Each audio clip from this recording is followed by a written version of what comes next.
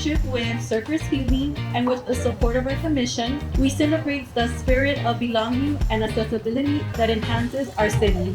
This is our very first Adaptive Beach Day. This is probably the coolest thing I've ever seen. A bunch of surfers out there volunteering, and it's so great to have you guys now partnering with us as a city sponsoring it. This idea started with this lady right here who made it a point to make appointments with her commission and pointed out that we could do better.